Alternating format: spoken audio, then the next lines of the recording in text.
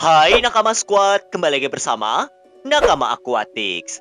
1 tahun yang lalu, tepatnya 2020, ikan gabus alias Cana ini pernah menggemparkan dunia ikan predator setelah ditawar dengan harga selangit di konten milik artis sekaligus pecinta satwa, Lucky Hakim. Dalam konten tersebut, Cana Maru Ledes milik Fajar Arif pengen dibarter sama Mas Lucky dengan 2 ekor arwana super red miliknya dengan ukuran yang lumayan besar. Weh, bayangin aja, arwana super red size segitu kira-kira berapa ya? Plus 2 ekor lagi. Pastinya, Cana Maru Fajar Arif yang bernama Cikuning ini udah tampil dengan sangat sempurna. Mutasi kuningnya udah rata, bunganya banyak, dan mentalnya juga gigit tangan. Namun sayang banget, Mas Lucky gak sukses buat dapetin si Cana kuning tersebut. Karena pemiliknya, Fajar Arif, belum minta untuk melepasnya. Setelah video itu naik, demand Cana Maru itu makin luas, semakin masif, dan para pecinta ikan hias seperti punya gairah baru untuk meminang ikan yang satu ini. Ditambah 7 bulan yang lalu ada lagi video yang menggemparkan dunia percanaan, yaitu video dari YouTuber Richie Johan. Nah, si Mas Richie inilah yang akhirnya mendapatkan Cikuning dengan cara tukeran atau barter.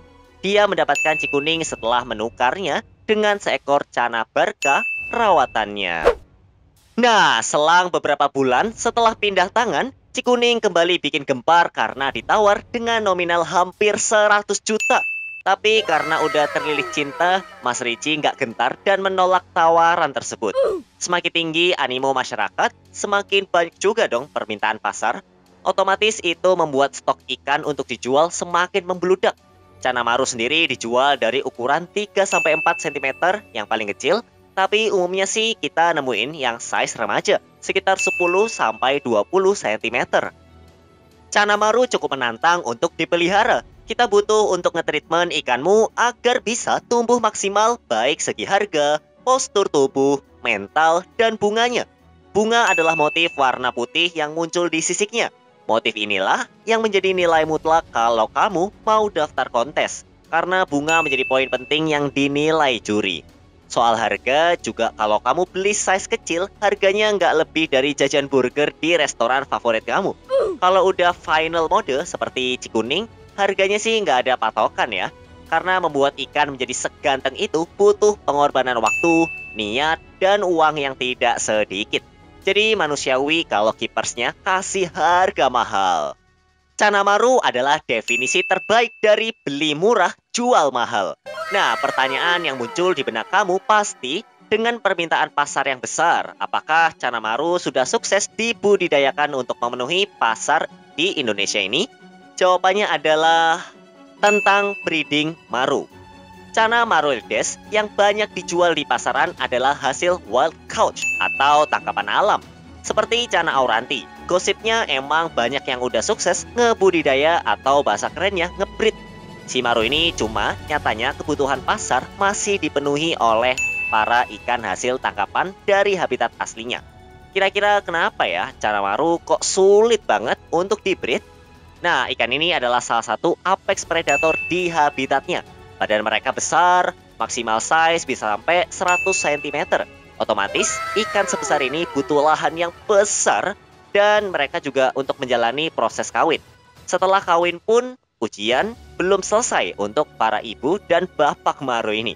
Karena mereka harus menjaga telur, anak-anaknya, dan buraknya setelah menetas. Siklusnya yang rada kompleks membuat Cana Maru cukup sulit untuk dibreed. Mereka butuh lahan besar biar merasa nyaman dan aman untuk kawin. Ditambah semua Cana punya sifat teritorial. Jodohan mereka itu sulit banget. Mereka kayak kita-kita aja ya. Kalau mereka nggak suka, nggak nyaman, dan nggak srek sama lawan jenisnya, mereka nggak ragu untuk saling berantem agar salah satu pergi dan terusir. Wah, jangan-jangan Cana Maru yang sering ditolak betinanya nasibnya rada mirip sama kamu ya. Kadang dalam proses penjodohan ini, mereka bisa gelut sampai babak belur loh. Karena yaitu, Cana adalah ikan yang keras kepala. Mereka si penguasa natural yang siap melakukan apa saja demi wilayah kekuasaannya. Gak jarang para breeder yang lagi mau nyoba ngebreed malah mendapati salah satu Cananya mati disikat sama pasangannya. Pusing gak tuh? Cuan gak jadi mampir deh. Susahnya proses breeding ini sangat terlihat di video punyanya Imam Nur. Doi adalah pria yang dengan sabar mencoba untuk ngebreed Cana Maru varian Riau di kolam rumahnya. Pasangan Maru yang dia mau jodohin bukannya mesra-mesraan, malah berantem sampai satu mentalnya down banget dan kerjaannya mocok aja. Itu disebabkan si betina yang lebih lama tinggal di kolam udah punya mental teritorial yang ganas. Jadi dia nggak peduli mau jantan atau betina, siapapun masuk wilayahnya udah pasti bakalan disikat. Si jantannya cukup babak belur dengan warna yang pudar. Berbanding terbalik dengan betinanya, warna si betina ini masih ngejreng walau ada beberapa luka akibat berantem. Parameter air juga sangat berpengaruh untuk membuat si Maru ini bisa ngerasa aman untuk kawin. Cana Maru Ledes tinggal di sungai dan aliran sungai kecil yang punya air black water.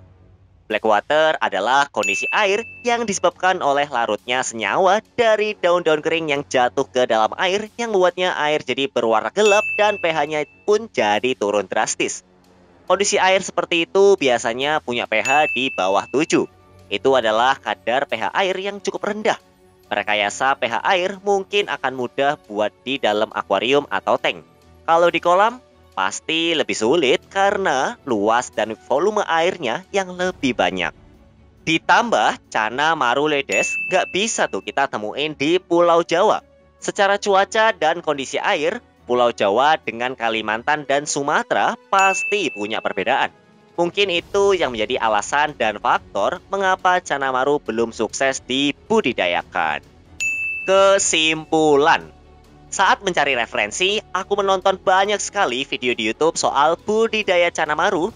Dan setelah aku simak, semua ya emang belum ada yang sukses ngebreed ikan galak yang satu ini. Tapi Indonesia kan negara yang sangat luas dengan warga yang banyak banget. Plus orang di sini jago banget buat ngebreed Cana. Kamu tahu nggak, kalau udah banyak banget Cana yang bisa di-breed di sini, baik itu Cana lokal seperti limbata atau yang import dari India macam Stewarti, Bleheri, ataupun Andrao. Maka dari itu, aku yakin banget pasti ada orang yang udah berhasil untuk ngebreed Cana Maru. Walau nggak teridentifikasi atau mungkin buat konsumsi pribadi aja nih dan nggak dijual. Cana Maru Ledes sendiri tersebar di hampir seluruh wilayah di Asia Tenggara. Kalau di Indonesia, mereka adanya di Kalimantan dan Sumatera. Warna mereka juga cakep dan bervariasi. Ada yang kuning, merah, dan oranye. Setiap ada kontes, pasti Cana Maru yang jadi guest star atau penampil utamanya. Kontes ikan ini juga udah banyak digelar di hampir seluruh kota di Indonesia. Kontes, gosip antar YouTuber, dan video di Instagram semakin membuat Cana Maru harum namanya. Karena publikasi seperti itu pasti akan membuat banyak orang ngidam dan tertarik memelihara ikan ini. Semoga walau permintaan pasar membeludak dan penangkapan semakin banyak, itu nggak akan membuat populasi Cana Maru di habitatnya habis ya.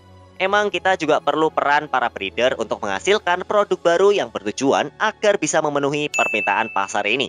Kalau ada yang ngebreed, kan penangkapan juga pasti akan berkurang ya, dan populasi Cana Maru juga akan aman.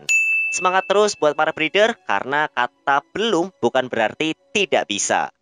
Nah, jadi itulah dia tentang Cana Maru yang dibreed di Indonesia. Memang ya masih abu-abu gitu ya, antara ada dan tiada, dan ya bisa dibilang masih misteri gitu deh.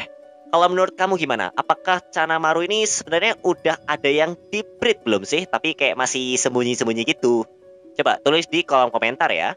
Jangan lupa subscribe channel Nakama Aquatics dan like video ini, serta share ke teman-teman kamu ataupun circle kamu yang ngerasa relate dengan topik ini.